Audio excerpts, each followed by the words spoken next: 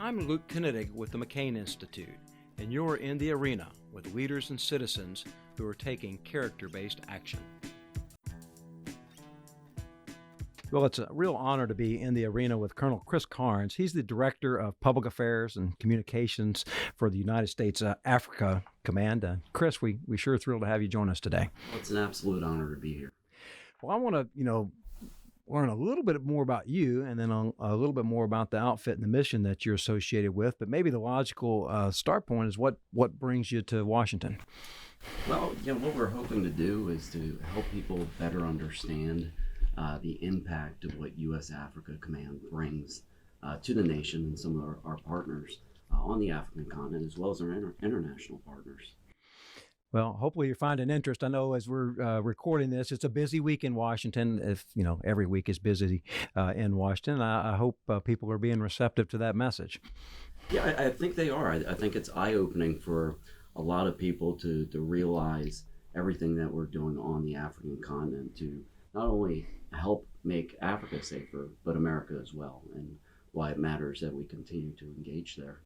Well, I want to pick up on how you're engaged in Africa, but let's take a step back and talk about you a minute. And I know you don't like to talk about yourself. That's kind of typical, military guest in my experience. But if I have it right, you went to college in Hawaii. Do I have that right? That is correct. I went to the University of Hawaii at Manoa. My father served in the Air Force. He was actually a lawyer in the Judge Advocate Corps, and he was assigned there. And I figured, why not go to school where it's warm, and it's just the diversity that Hawaii offers as well. It made for a wonderful educational experience. So you kind of got to my next question. So what inspired you to join the Air Force? It sounded like there was an affinity there from your father's service, but I wouldn't think that's necessarily a given if you're sitting there in Hawaii looking at other options. Well, I think what you'll find is a lot of people who do have relatives who have served in whatever branch of service almost have an inclination towards service. One of the reasons I decided to serve in the Air Force, and I thought it was going to be 4 years, but I really came to love what it represented, the values, and what the Air Force and really the joint community as a whole is doing to make a difference in the world. And serving in whatever branch of service, you have the opportunity to do just that. You've had an amazing career, far from finished. Where did it start? What was your first job in the Air Force? So I've always been a public affairs officer. I was assigned at Offutt Air Force Base in Nebraska. And, here I am almost a quarter century later, continuing to serve. And today, being at U.S. Africa Command has really been a highlight in terms of really helping people understand what we're doing on the continent. And again, like I said earlier, why it matters and how, with a very small force of 5,200 people on the continent, we're able to make a difference in the lives of many African partners. I was an Army public affairs officer, but not till after I had finished my company command and been a captain, and to an extent, envious of colleagues in the Air Force, because, if that's your chosen profession, you find yourself with a heck of a head start. By the time you got to major, you had a hell of a lot more public affairs experience than I did. But I suppose there's a converse aspect of that. You probably had to do things to kind of blue yourself, if that's the right term to use. I mean, clearly you had to go to ranges and do all the other things that anybody in the Air Force had to do. But you found yourself in Air Combat Command at one point, right? Now, you weren't flying planes, but you had to be credible and operate. How did you tackle that? That strikes me as sort of a challenge. So, yeah, my time at Air Combat Command was many moons ago. But, what the Air Force does at large is it exposes people to many different experiences, many different missions. And whether you're at Air Combat Command, serving at the Pentagon, that ability to understand how they all come together for defense of our nation is critically important, and the opportunities that the Air Force affords to younger folks, to older people like myself, it's incredible. Every 2 to 3 years, you get a snapshot of the world and how America is making a difference. So, and then we're going to get to Africa Command, but you spent time at U.S. Transportation Command. I don't think that's something many people know a whole lot about and how important a mission is, but what a big mission. You spent a lot of time, if I have it right, on the air staff, helping people like the Chief of Staff of the Air Force work through big problems and opportunities. And I don't think too many public affairs officers necessarily get that kind of opportunity. Can you share some insights, either how those leaders approach things or how you help them? Whether it was at Air Mobility Command, which is a component of U.S. Transportation Command, or in the Pentagon, what I've always been amazed by is how our leaders go about solving very complex problem sets. So that could be everything from making sure we have the right equipment for our forces to ensure that they're able to tackle any challenge, or global issues that are facing our nation. So whether it was at Air Mobility Command or in the Pentagon, you see people continually work toward solving challenges for the good of our nation. Hey, maybe throwing you a curveball here, but probably not. I think of Air Mobility Command, like technology, right? I imagine anywhere you've gone, and when I think of the Air Force, I think, gosh, probably cutting edge technology. But how does it factor? Does technology help you solve problems? I guess the answer to that is yes. But how do you work your way through it? I bet you when you're at Mobility Command, you probably had legacy systems. You're working with Africa now. Technology everywhere and nowhere, I suppose, depend. So, technology is critically important to helping solve some of the challenges, but there were some legacy platforms. When you look at the tanker fleets, they're very much vintage in terms of how old they are, and it really demonstrates the importance of making sure that we continue to modernize based on the threats of not only today but tomorrow as well. At Air Mobility Command, when we looked at the importance of the tankers and the need to bring on new technology such as the KC-46, it's critically important and required really to get after some of the threats of today and tomorrow. So you have real experience with Asia, pretty much around the world. I mean, you seem like extraordinarily well-rounded, but how did you find yourself kind of directed or focused on Africa? Well, the opportunity came about in November of 2018 when I was selected for the assignment. And in many ways, for a professional communicator, it is a tremendous opportunity because of really what's at stake on the African continent and the very real need to help people better understand the impact that we're making and how it relates to not only great power competition, but also ensuring America remains safe by countering some of the violent extremist organizations, the terrorists, the criminal organizations that very much have an intent, but not the capability to attack the U.S. homeland. So 53 countries in Africa you have to look after, and I guess you're not just looking after just those countries. It's how things, and maybe looked after is not the right way to put it, but that's part of your command. I had the opportunity to visit Africa Command early years, so I feel I'm pretty out of date. But what I recall is it's interesting that it's located in Stuttgart, and there's reasons for that. I realized or recognized or was told that it was unique in how it fused together diplomats and State Department entities and other entities as part of the command, which you don't see elsewhere. I don't know, maybe pick up on that. Do I have that right? How do you think of those 53 countries, and then how does the command kind of form, and how do you do all this out of Stuttgart, Germany? Well, you're absolutely right in terms of U.S. Africa Command. Our responsibility is for 53 countries.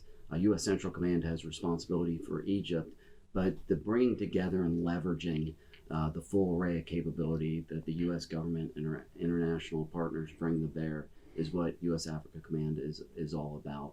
It's about defense, diplomacy, and development, and all three need to come together to solve some of the very complex challenges on the African continent to ensure that not only are that area of responsibility is safe, but also when you look at some of the emerging threats, such as in West Africa and the spread of some of the terrorist groups that has very direct implications for Europe, which can be linked and tied to the U.S.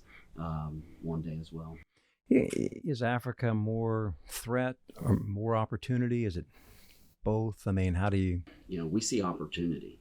Of course, there are threats on the continent, but when you look at what it represents, and from not only a business standpoint, but also in terms of partnering for future challenges, Africa is very much an area that the U.S. in terms of our investment there is bringing tremendous value back to America. Now, at the same time, when you look at the African continent, it is a place we refer to, China, Russia more as global competitors looking to be great on the African continent. So when you look at China and their influence there, they are very much investing heavily on the continent. They, essentially have a military installation that's miles away from ours at Camp Lemonade in Djibouti. But also they have 23 ports. It's like your vehicles cross each other. If you're out driving around, you're going to drive by Chinese military vehicles. There's a very distinct possibility. There is seeing one another on the roads in Djibouti. But when you look at what China is doing on the continent, they very much want to be seen as a great power. And whether it's the 23 ports, when you look at the arms. Weapon sales, and holistically, there is anywhere from 1 million to 1.5 million Chinese citizens on the continent. They're heavily involved in communications. They're actually buying. Is that projects as well? I mean, are they? There's projects. There's everywhere you go, you see China's influence. So they are competing hard on the continent and looking to create the inroads. Because and we spoke about the opportunity, the population on the continent by 2050 will represent a quarter of the world's population. And many of the people will be under the age of 40. Wow. So when you look at the youth explosion in terms of population growth, there is a very real need to ensure the appropriate development on the African continent, because if people don't have jobs, they don't have a future, that creates space for some of these violent extremist organizations to recruit individuals to create chaos and harm on the continent. And we don't want areas on the continent to become almost a petri dish for terrorist recruitment. So you're talking a lot about presence and engagement. I've heard your boss, General Townsend, who you're in town with this week, and I know congressional testimony and other things, if I have it correct, believe I've heard him talk about the U.S. and this command being the partner of choice in Africa. If you could tell us a little bit more about that, and then tell us a little bit more about the partners. I mean, I don't know what I think I should know about militaries in Africa, and I know it's not just about militaries, but maybe a few things that someone like me ought to know that doesn't know it. So you're absolutely right. On the African continent, we're looking to be seen as preferred partners or the partner of choice to many different African countries. And when you look at the reason why this is important, we don't know what is in store in terms of the future. A lot of times we try to predict 10, 20, 30 years the threats of today and tomorrow. And to be able to have firm partnerships on the African continent, that creates opportunity for economic partnership, defense cooperation, and at the same time critical access when we may require it in a time of need. As I said, China has already developed 23 ports, and when you look at how they're investing, they understand the strategic significance of what partnership looks like, and we very much want to be able to compete on the continent, but more importantly, to help our African partners become self-sufficient. And that's where we differ from China, from Russia. We're trying to build that self-sufficiency so one day our African partners can share in some of the responsibilities and burdens of security, whether that's on the African continent or more broadly. So to have that action-oriented, character-based value-centered approach to defense, development, and diplomacy. That is what U.S. Africa Command is all about as we partner with the State Department, USAID, and bring our economy of force to the continent. That is roughly 5,200 people for U.S. Africa Command. And as I mentioned to you earlier, if you went to the Durham Bulls baseball game and you looked around you, that would basically be the capability, and that is on the African continent, but we optimize that capability to ensure that our African partners know that we're committed to them, and at the same time, we're invested in their future by bringing about self-sufficiency. And that's what we're all about. We want to help them develop, grow in a responsible manner, and that's where we're different from China and Russia. It's that values-based approach to engagement. I think important to point out that distinction. Big command, big mission, not tremendous boots on the ground. And I guess like any other major command, certainly Central Command has been in the news a lot lately. I mean, you have hot spots and particular things that you have to deal with in situations that pop up. I guess it's kind of how you balance that out with some of the things you're trying to have happen over the long haul. We won't necessarily zero in on them, but I would imagine Libya or certain parts of Africa you have to pay attention to from a no joke, what's happening right now, what do we need to be doing right now perspective. Well, absolutely. So you look at something, a scenario in Libya where it's very much a civil war. What we have encouraged, and we recognize that really it's a political solution that will bring about change. The violence that is occurring there is, something that is not helping the situation. You have countries such as Russia who are interfering in the activities of Libya, and that creates very real concerns. And also at the same time, there's a great amount of work that was done to essentially minimize the capability of terrorist organizations, namely ISIS, in Libya. And we're still monitoring that situation because terrorist groups thrive off of instability and chaos. And we don't want that threat to regenerate, because when you look at some of the global brands of terrorism, ISIS, Al-Qaeda, they all exist on the African continent. And what we're doing is helping to contain that threat to ensure the future of security for America, because you have groups like Al-Qaeda that a lot of people don't realize. Al-Shabaab is aligned with Al-Qaeda. And when you look from a kinetic standpoint at Al-Qaeda on the African continent, Al-Shabaab is the most kinetic in terms of the strikes that are occurring today. And they have demonstrated an intent via videos to strike the U.S. homeland one day. They do not have the current capability, but they have the will and the intent. And what we're doing there is ensuring that that is prevented, and at the same time building the capability of the African partners to resolve some of these challenges and ultimately solve some of the problem sets that will inflict not only them, but potentially us one day. And that's why it's so critically important what we're doing and the pride we have in executing this mission in a very cost-effective manner for America. So bad actors you have to deal with. Just kind of one more on Africa Command, then we'll get to our standing question we ask at the end.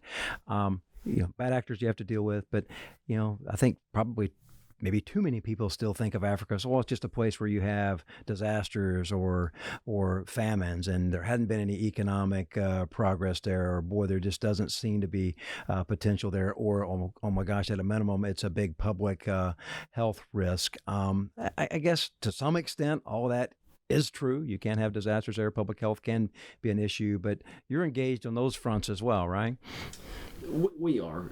So, a lot of what we do, especially when you look at some of our military exercises. And, this year we'll have 15 on the African continent, and that impacts probably about 44 countries in Africa.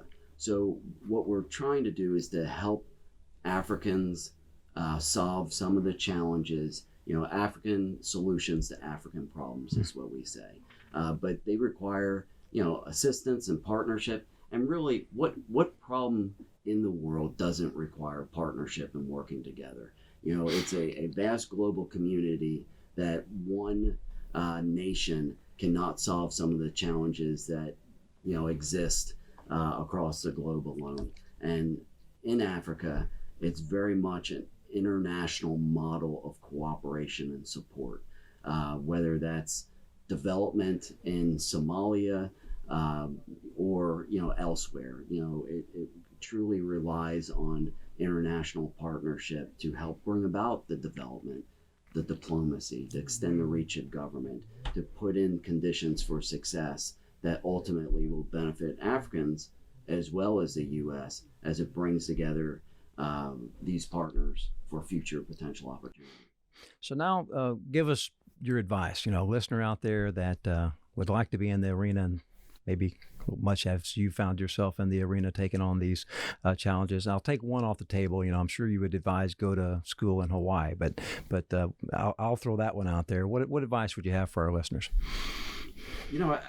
I think probably the best advice I could give is in what service in the Air Force or whatever branch of service is to look to give back, to make a difference, to help others develop, grow, and have that lasting impression that will endure for generations. That's what U.S. Africa Command brings.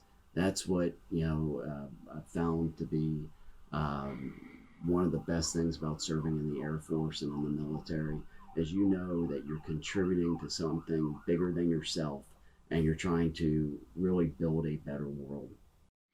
Colonel Chris Karns, thank you so much for all you do. Thank you for being in the arena, and we hope you'll stay in touch. Thank you. It was an absolute pleasure. This podcast is produced by Patrick McCann and Justin Kessler. If you like what you hear, please subscribe, tell your friends, or leave a review.